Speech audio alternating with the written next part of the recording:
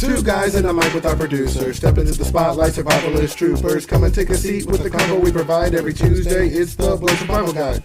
Two guys in a mic with our producer. Step into the spotlight, survivalist troopers. Come and take a seat with the combo we provide every Tuesday. It's the Blerd Survival Guide. What's a Blerd? That's a black guy who's also a nerd. Reading comics, watching anime. Haven't you heard? It's Jeremy J and Miriam talking to Delirium. Naruto, then Marvel, then DC. Are you hearing him? Pop culture reverends pull them out periodically. We sing of movies with the comics canonically, and we watch a lot of TV. It's our virtual reality. I guarantee one day we'll have a TV show on NBC. Two guys in a mic with our producer. Step into the spotlight, survivalist troopers. Come and take a seat with the combo we provide every Tuesday. It's the Blerd Survival Guide. Two guys in a mic with our producer. Step into the spotlight, survivalist troopers. Come and take a seat with the combo we provide every Tuesday. It's the Blerd Survival Guide.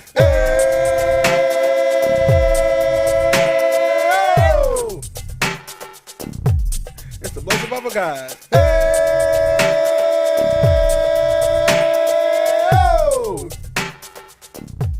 It's the Blerd Survival Guide.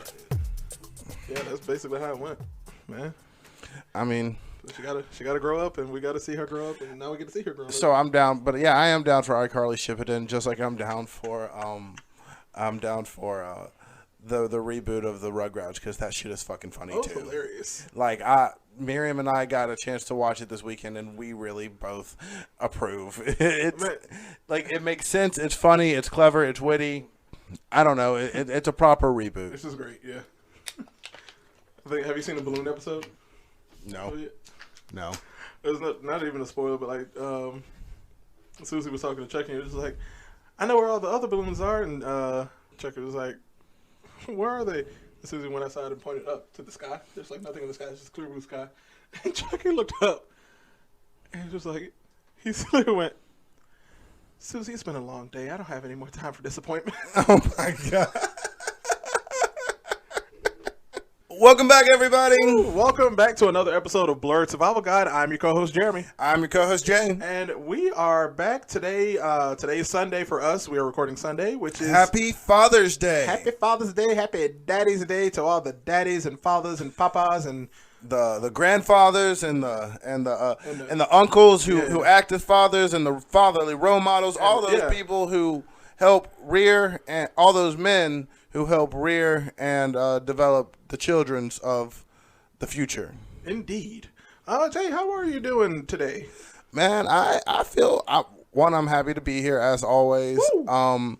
This weekend, I got to have a long weekend. My work gave me Friday off because we had a professional development day on Thursday, but it was also Juneteenth weekend. Which is the first official federal holiday. Yes, it is. Juneteenth. Yes, so, it is. Yeah, we're going to be seeing a lot more of those and 3-day weekends. Yeah, and apparently Alabama, for this year, only certified it as a state holiday as well. So hopefully we'll be seeing that as a state holiday as well. I mean, it's kind of an oxymoron, but we'll take what we can get, right? Oh, yeah, definitely. And, I mean, fingers crossed, Amazon pays me some overtime for going into work on Saturday. Boy, I need these reparations, real talk. Man. Like, real talk, I'm trying to get at, like 15% off everything. Everything on Juneteenth. Forgive my student loans. I don't have any. I'm just forgive saying. Those student loans. I'm just saying. I really do. I real deal think that that should be what that, and then we actually teach critical race theory in school. Oh yeah, or just critical race theory as well as just teach that side of history where. I mean, people should definitely talk about Galveston, Tulsa. I mean, my granddad was a history teacher. Did you know this? My granddad was a history teacher. No, you told me that part. And he did not even learn about the Tulsa massacre until this year. He is 87 years old. Sorry, folks. There was a fly in the studio. Oh, there to go, boy. Jay. What? Hey, I've been watching Demon Slayer. I got this total concentration. You down. You down, Pat. No, but really though, like it. What was I was saying? Your dad, granddad had never learned about the Tulsa Race Massacre until this year, dude. Like, it was... That's insane. And he taught history. He learned and taught history. Oh, my gosh. I'm just saying, like, that's the problem, right? Like, I think that speaks to the problem entirely about how people perceive black history. Oh, definitely. I mean, it's to a lot of other people, it's a small cliff note in the history, quote unquote, history book of life. But it's not though. It's like, Exactly. It's really not. It's over 400 years of oppression, and like black people had started to overcome it, and then all of a sudden, you get a bombing on a town where it's predominantly black, thriving and economically like doing well. It was the Black Wall Street, literally the Black Wall Street. But that is not today's episode. Even though it is a fun and fantastic topic, I'm happy that we did touch on it because Juneteenth did just pass for us. It did. But today's topic is on fathers. On fathers. We're continuing that series. Back in Mother's Day, we did talk about our favorite mothers and some of our not so favorite mothers. Right. Screw you, Timmy's mom. But today's episode is definitely all about the dads. Did you do anything fun with Granddad today?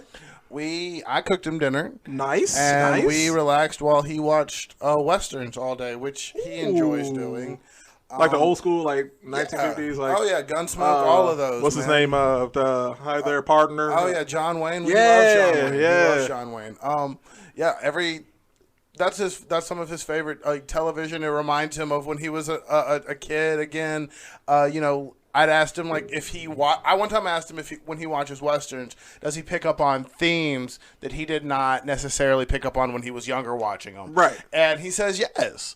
And it's really kind of cool to hear how he, like us when we rewatch things, pick up on new messaging and new images and like new things that did not jut out to us or what we were paying attention to as kids when we were like older, or if we just watched it multiple times. Exactly, and now he's doing that, and like it's really cool to talk to him about that. And yeah, he'll tell me stories of the Westerns, and they're always fun because I don't know all the characters, so they always have very colorful names like Joey or just all sorts of things. Joey the Smokehouse Cowboy. Exactly. And they're very old school and it's fun, but he enjoys them, and that's what we got to do today. Awesome. What did you do with or for your dad?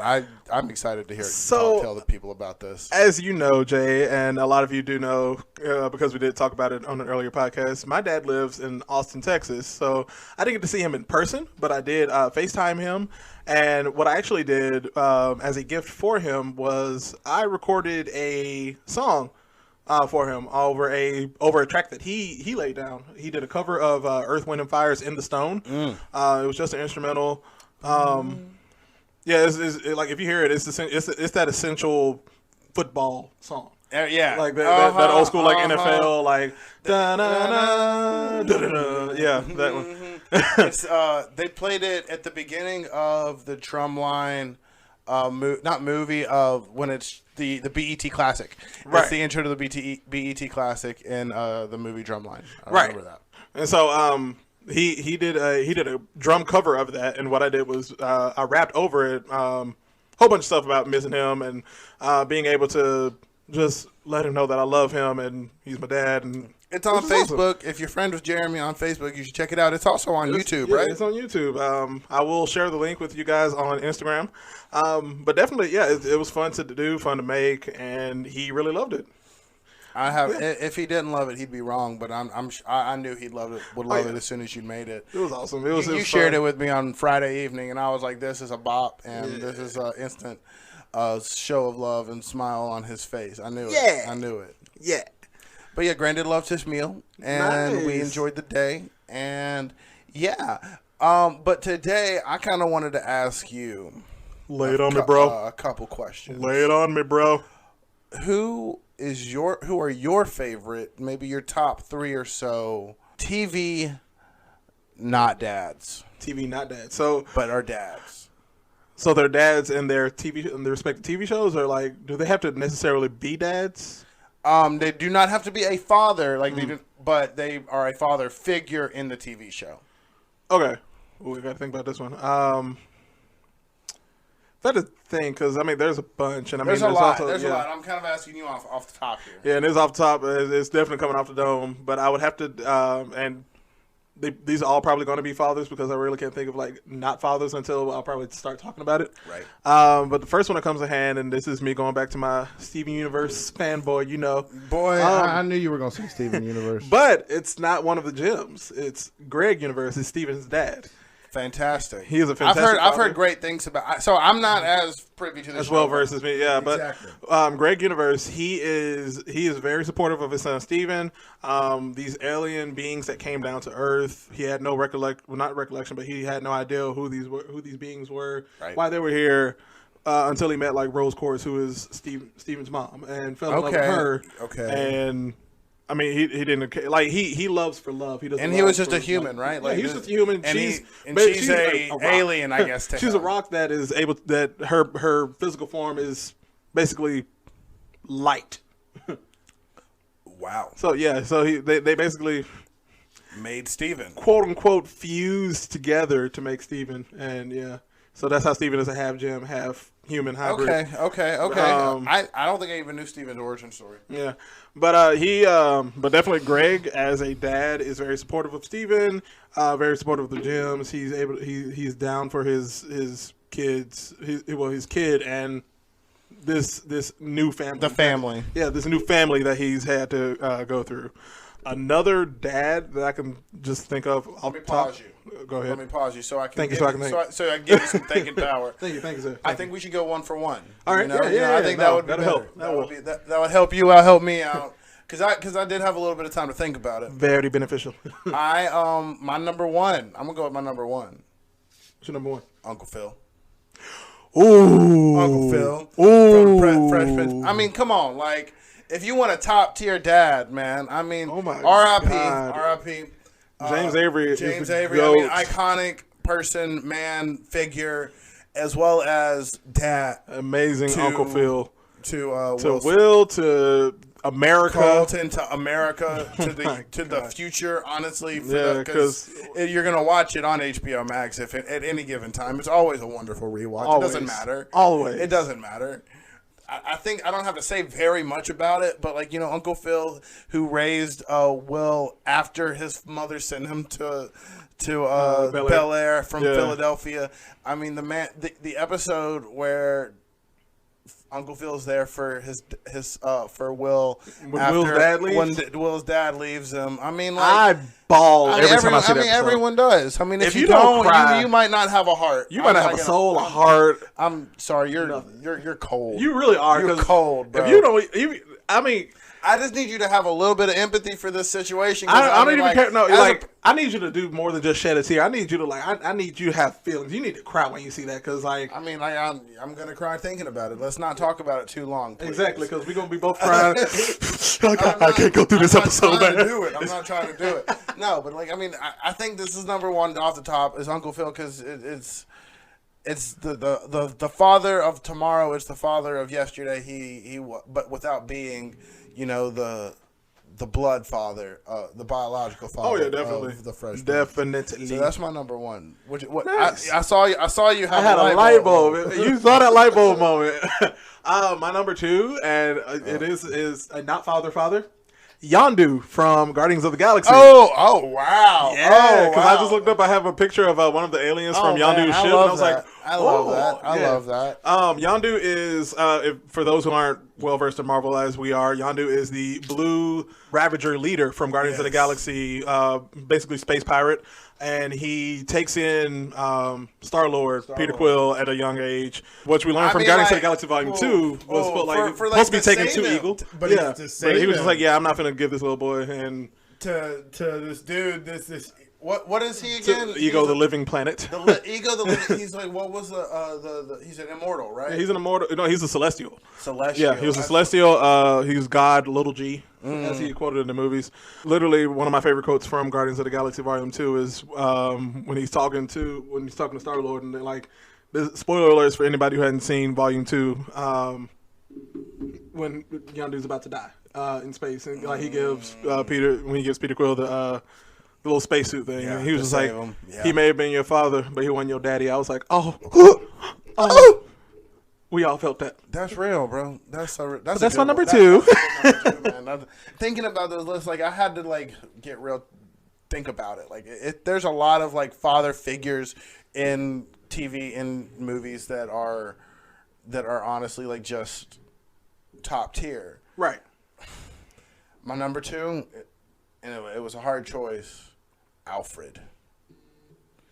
Oh yeah, 'Cause Batman's like surrogate father. Yeah, I mean, without a doubt. I mean, oh yeah, we know Alfred. We often think of Alfred as like the butler to Batman, just the butler, Master Wayne, to Master Wayne. Right.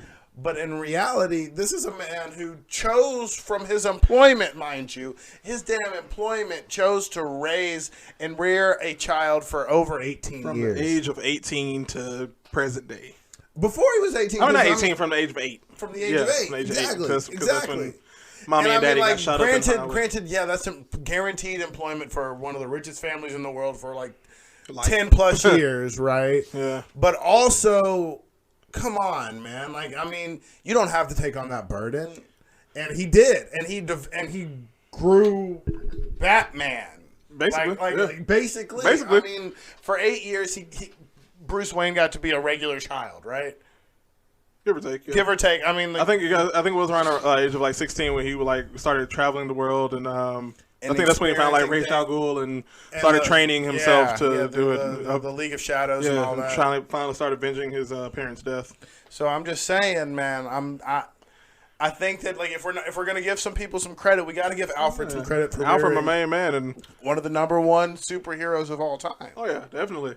I guess if I want to stick with DC, not father, technically father, Pa Kent, because I mean, he is Clark Kent's dad, quote unquote, but he's not his dad. Right. You're right. You still have Jor-El. You have Jor-El from Krypton. That's his actual father. His AI is still at the Fortress of Solitude. Like I said, you have Pa Kent down in Smallville, who does take in this alien being and basically fully embrace him as his son. Yeah, and I mean Kansas. the morals that the Kent family put onto Clark Kent, Kal-El at this point, from being a baby up until he becomes Superman for the first time. That's basically why he becomes Superman. It's like, I want to the morals save the little guy, even though he's literally the most powerful being on the planet. Yeah. Jay don't like Superman. I like Superman. You need to get on Superman and Lois. That's another conversation, though. That's my father. So my number 3, and this is also like not number 3 in reality, because this is just boy. I mean, all of these guys are just like freaking awesome, like role models. Right? They are. Iruka Sensei to Naruto. Nodding in agreement, because yes. I mean, come on, man. Yes. The whole reason that Naruto arguably doesn't become Gaara or some psychopath that is just hurting with power and wanting to hurt other people is because of Iruka Sensei. Oh yeah, I mean, Iruka Sensei definitely gives him that level-headedness that Naruto needs. Supports him when he doesn't have food at home. He's like, hey, let's go to get some ramen. Ichiraku ramen. And I'll pay for it. Don't worry about it. Yep. Eat all the ramen you like, even though it's going to break my bank. I'm literally just a teacher. And he's there to provide that moral guidance that Naruto does not have, that should be coming from the third Hokage, but we're not going to be talking about that. Right. And again, shout out to teachers, because I mean, they be supporting. And I mean, in real life and in animes and cartoons, they be and supporting TV kids shows. through and through, and they deserve When their parents they are deserve failing the them. salary that other positions of power have. Multi-millionaires make. That's a whole other discussion. That is. But like, I mean, this man, like, real deal, is the whole reason why we get an amazing character such as Naruto. Oh yeah, definitely. Like, and you see that throughout the show, because like Naruto's always like looking back to Iruka Sensei, because he was like the first person to invest in Naruto and right? not look at him as a monster, because I mean, everyone already knew that he was a Jinchuriki. And the shit is, bro, the nine-tailed fox killed Iruka Sensei's family. And Iruka Sensei still has the heart to accept Naruto, knowing that he is the nine-tailed Jinchuriki. You know, like, he knows that, and like he's still able to accept him and help him and be a part of his growth. That's just real love, man. Right? I mean, I'm just saying. I mean, I know that like a lot of people might not understand what I'm talking about, but if you know what I'm talking about and you haven't checked out Naruto, check it out. I mean, like, my gosh, I know that reference. You get that reference. It's a powerful show. Oh yeah, my number 3, and that was an amazing number 3. Thank you. By the way, yeah, no, that was awesome. My number 3, and it's not Naruto, but I mean, it did spark It connected me to. I bet I have an idea of what you're about to say. Leaves from the vine. Uncle Iroh. Yeah. Uncle Iroh is the GOAT. I mean, Father, non-father, man, father figure. He's in my honorable mentions, and I knew you were gonna say him. Uncle Iroh. Yeah. When you said Aruka Sensei, I was like, Uncle Iroh. Man, the dragon himself. Oh my gosh, funny. He takes care of Zuko. He takes care of Aang. Wise. He takes care of the Aang gang. He wise. He takes care of the entire everybody except for like the Fire Nation. No, I mean he takes care of the Fire Nation. Right, he's sitting here trying to yield the next emperor of the Fire Nation, Prince Zuko, right, and trying to instill him with like the proper reasoning and make him a great emperor, not his dad or not the previous either. Right. Which I mean, like the previous Avatar Roku. No, the Avatar Roku was never the the Fire Lord, but it was Fire Lord Ozai, Fire Lord It was Iroh. It was Azula. It was Azula because Azula does eventually become the Fire Lord. Well, I mean, it's because Azula, the child was named after Ozai's dad, I believe. Correct me if I'm wrong. Let me help you out because I know it was Fire Lord Ozai. It goes Fire Lord Sozin, and it was Fire Lord Ozai. Because then Azula and Zuko. Right, because the comet was named after that Fire Lord. Yep, yes it was. Okay, there we go. Because Fire Lord Sozin was friends with the Avatar. Right. Mm-hmm. They were best friends, and then that makes sense. Whole thing. I got you. But yeah, that's definitely my number 3. Oh man, Uncle Iroh. I mean, the GOAT. He really is. I mean, iconic. Right? I'm gonna figure out how to cosplay him one day because gosh darn it, so game. Gosh darn it. So game. So I have 3 animated dads though that I think should be mentioned and talked about. No, just talked about because animated dads. Okay. Just to shift topics. Yeah. No, I'm gonna let you. Yeah, I'm gonna let you lead that conversation. I like it. Yeah. So I think there's a number one dad that everyone knows. Yes, sir. Bob Belcher. Bob Belcher. Oh man, down for the family, down for himself, down for the business, down for the cause. I mean, down for the wharf, down for the whole wharf, man. I mean, other than Jimmy Pesto's. That man, Jimmy Pesto. That's what you call a great opposing, opposing character, an arch rival. Really, because basically, like a Dinkelberg to Timmy's dad. To Timmy's dad. Dinkelberg. I mean, real deal. Like this is like a perfect villain for him at every turn. But yeah, I think Bob Belcher should be mentioned in a list of dads as well. Oh yeah, no, definitely. Jimmy Pesto is definitely like the negative Bob Belcher. You know what I noticed though? Yes. There's not a lot of black animated dads to pull from. Yeah, we really couldn't find anyone to mention. Well, I mean, we couldn't think off the top because there definitely are dads out there. Yeah, I mean, you got like Granddad from Boondocks. Yeah, he knocked some sense into them boys. I mean, he's good. You got. I was thinking like Richard, Static Shock's dad. Yeah, Static Shock's dad. Yep. Yep. He was almost like a Martin Luther King esque feat. Yeah, because he worked at the community center, right? Mm-hmm. Like was he a social worker? I wouldn't be surprised if he was. Richard Hawkins. Yep. Oscar Proud. Fantastic dad. Has to be mentioned. Yeah. Professor X. That's a great non-dad. He takes in all these different, I'm just saying, differently abled kids, quote unquote. But like he's a mutant dad. Yeah.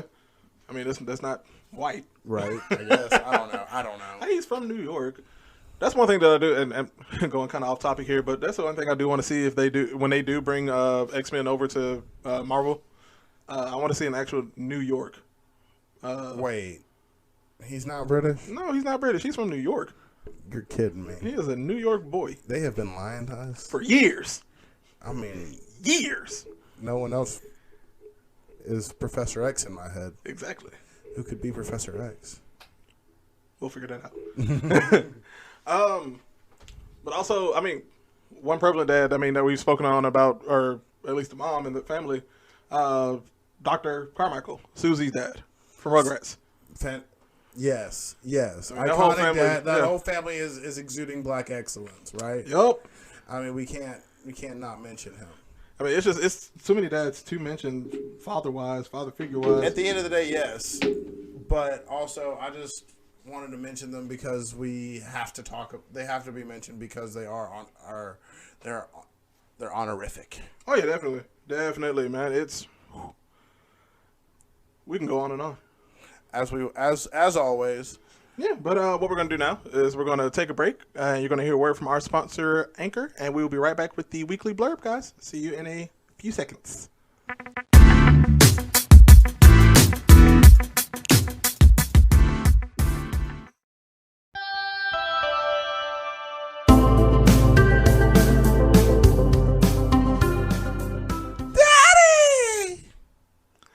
Daddy's home, and he's not going home ever again. No, he won't. No, he won't. No, he won't. Because of you. Because of you, Daddy. Welcome back, everybody. I'm not using it either. Take it out. Don't take it out. Don't take it out. Leave it in. Please leave it in. You know what time it is? It's time for the Weekly blurb. Hey, guess what? I went first last week, so it's your turn. All right. So, guys, I have gotten the pleasure of spending the last week, i.e. 2 days. I binged it in 24 hours, so one half one day, the other half the other day. Demon Slayer. This is an anime that is on Hulu. It is also on Netflix and probably Crunchyroll or whatever streaming service you have available. The only reason that I decided to binge it is because there is a movie in theaters. Otherwise, I would have watched it slowly. But there is a movie in theaters that is the nexus into the next season of the show. And without spoiling too much, it is a story of a young man named Tanjiro and his sister Nezuko who turns into a demon after his family is slain by a demon. This is all in the first episode, mind you. And then he goes on a journey to turn her back into a human by becoming a demon slayer. The show follows them. It follows their journey as they pick up friends, as the anime cycle goes in this hero's journey type of story. But the thing about it is, as you can tell, Jay's really excited. I'm really excited about it. It's because it's a really, as a person that watches anime, it's a really revolutionary show. In the pacing, in the animation style, it's absolutely gorgeous and stunning. Okay. In how they incorporate the 2D and the 3D, as well as like some awesome special effects within it to really draw you into this story. But the pacing of this show, you can get 1 year to 2 years in an episode. I'm sorry, what? I'm not lying, bro. There is zero filler. Oh my god. Absolute zero. How many episodes on the first season? 29 episodes. I thought there was 50 episodes because it's subbed and dubbed. But there are 29 episodes. Sorry for all of our Hulu Asian and culture personally, friends who I don't. watched the dubbed because I wanted to just like get through it at first, and because the American version of the movie is shown in the dub, so I wanted to watch it there. I'm gonna go back and watch it in the sub because, first of all, I really enjoyed watching the anime. I thought it was Tanjiro as a protagonist, Right. is incredibly likable. You have this trend in a lot of animes, like in Dragon Ball Z, in Naruto, in Hunter x Hunter, where you find Hunter x Hunter less so, but you find like that annoying trait that's really featured in the character, and they really drive it home. Like in My Hero Academia, like Freaking Deku freaking cries all the time, right? Like I'm gonna be the it's a bit best. much, bro. I want you to know, All Might, I'll be here for you. Always crying, bro. Always I will be crying. here for you, All Might. Okay. And there's nothing wrong with crying, but you know they do it to a point where it is annoying. And dude, there is nothing annoying about Tanjiro. He is a man that is driven by the purpose and goal of saving his sister. Okay. And there's almost nothing more honorable than that, because he will stand up to anybody that comes to test him or his sister, who, by the way, is a badass female protagonist. She's not helpless at all in the entire thing. Like, for instance, in Naruto, you have to deal with Sakura as a female protagonist in the original series, where she is essentially useless the entire time, right? She's just a teenage girl that's in love with Sasuke and doesn't want to do anything else but want Sasuke to fall in love with her. Bro, Nezuko, who is his younger sister, mind you, utter badass. Now, does she talk other than past the first episode? Because I remember watching the first episode with you. So you have flashbacks where you do hear her talk. I think that they are ultimately going to give her a voice. I'm not sure about it, because she is a young demon. There, you see demons in the episodes that do talk. So I'm very interested in how they are going to give her a voice. I've actually really thought about that. I'm like, are they going to? Because you do have other demons that are in this universe that do speak. And she's a demon who is special. Right. And I can't spoil too much, but she is a special. Like I said, I caught that from like the first episode compared to the other demons that she was like, that main character was fighting. I haven't watched all of it yet. I've only watched like the first like episode and a half with Jay. And I mean, the first episode is not a great judge of the entire show, but it's an excellent introduction, in my opinion. Right, and it just gets you into the meat of the action. Which, I mean, I'm happy that it did first episode. I mean, people really talk about the pacing in the first episode. Like, 1 second you're happy, 1 second you're sad, and then this next. I've seen the memes. You've seen the memes, right? But like, really and truly, anybody that's into anime, even if you're not, should definitely check this out. If you like cartoons in general, check it out. I think most people that are into cartoons might be. Her has some like good comedic nature in it as well. I mean, it's funny, dude. Like, I can't talk enough about it in this, especially in like the 5-minute span that we have. But I really also without spoilers. Especially without spoilers, I really encourage anybody to check it out. Awesome. Anybody and everybody, really. Yeah, I will check it out. I'll take my break from. I want to go watch the movie with you within the week. I believe in you. Okay, I'll give you that promise. I believe in you. Gentleman's handshake. I love it. All right, awesome. On my end of the weekly blurb, I promised and I will always give. We are doing a Loki talk. It is episode 2 of Loki. My word, we got some. What a reveal! We have some stuff to unpack here, guys. And as always, this episode of Blerd Survival Guide always premieres on Tuesday, the day before Loki comes out on Wednesday. So you have had ample time to watch this show, which means spoilers ahead. So in episode 2, we have just we get to witness the first time that Loki is going on his first. He goes on his first mission. He goes on his first mission, which is in 1985, Oshkosh, Wisconsin. Oh my God, Oshkosh, Bagosh. Oh yeah, with the cheeseheads. But at the Renaissance Fair. At the Renaissance Fair, the whitest of whitest places in the world. Hilarious. But I mean, it opens up with the dark, shadowy figure, and the song "I Need a Hero" as she enchants somebody. We don't know it's a she at that point. We don't know. We just know that she is a variant of Loki. We know this variant is enchanting like the timekeepers to kill each other, and just long story short, variant turns out to be Lady Loki and or Enchantress and or is another character from Marvel Comics that kind of ties it all in. Oh, really? So Enchantress. I thought Enchantress was a different. So there's Enchantress in DC, but there's also an Enchantress in Marvel. What the Enchantress in DC is in what movie? Suicide Squad. That's right. Going with Cara Delevingne was belly dancing. Badass as hell too. Yeah. Yeah. Okay. Sorry. That's no, you good. But. Yeah. Spoiler alert: the end of the episode. And this is amazing because it's only episode 2. It reveals, and we're thinking we're gonna have to wait until like episode 5 or 6 to see who the shadowy figure, hooded figure is. Turns out, no, it's the end of episode 2. And the plunge. Oh yeah, it's into the multiverse of madness. Yeah, they are. We thought we were gonna have to wait until we see like multiverses pop up. Nah. The end of this episode, we see this female version of Loki who can be Enchantress, who can be Lady Loki, who can be whoever she wants to be because she can enchant people to basically be finger puppets while she does her work. True.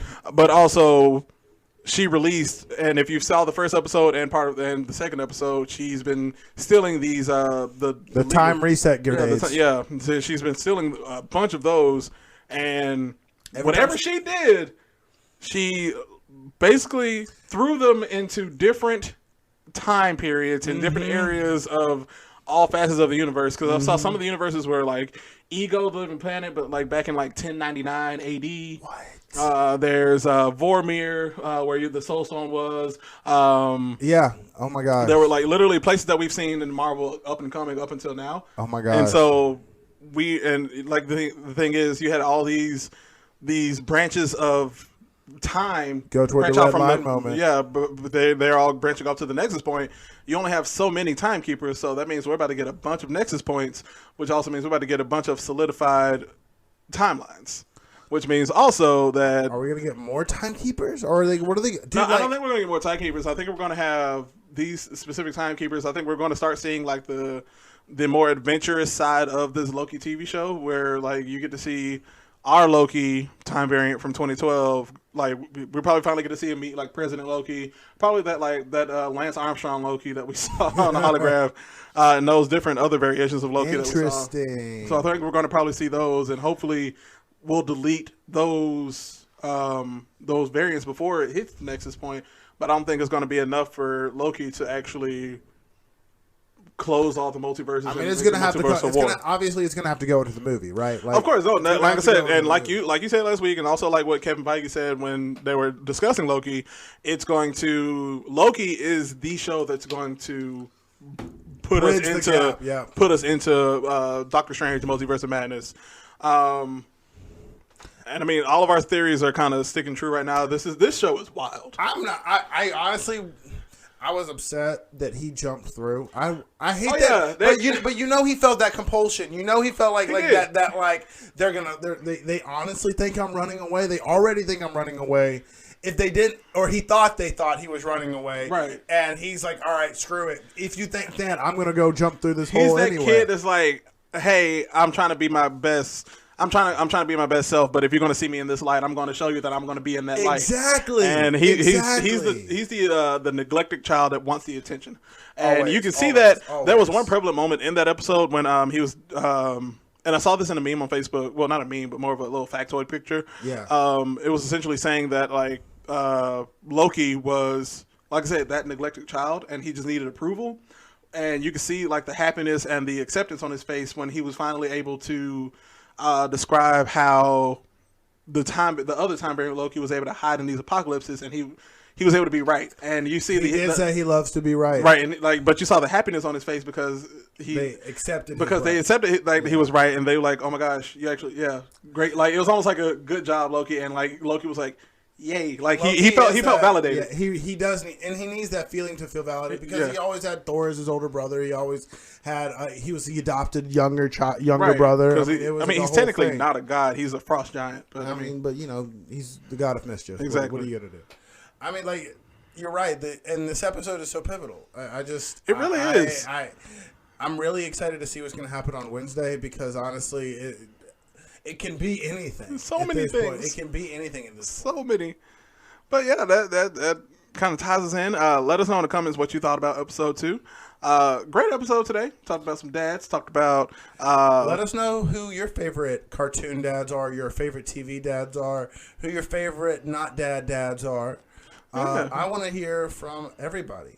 Oh yeah, let us know in the comments. Let us know in our all of our social media outlets. Follow us on all of our social media outlets on Instagram at Blerd Survival Guide, on Twitter at Blerd Guide, on Facebook at Blerd Survival Guide, and you can email us at blerdsurvivalguide@gmail.com. You can also contact us through our personal socials at JareBear3295 at JDub0283. And Miriam wasn't with us tonight, but you can also follow her at It's Just MRM. And other than that, keep surviving, everybody. Listen to the theme song. 2 guys and a mic with our producer. Step into the spotlight, survivalist troopers. Come and take a seat with the combo we provide every Tuesday. It's the Blerd Survival Guide.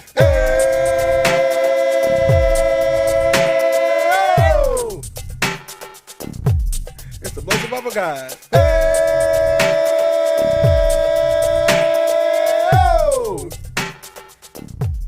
It's the Blerd Survival Guide.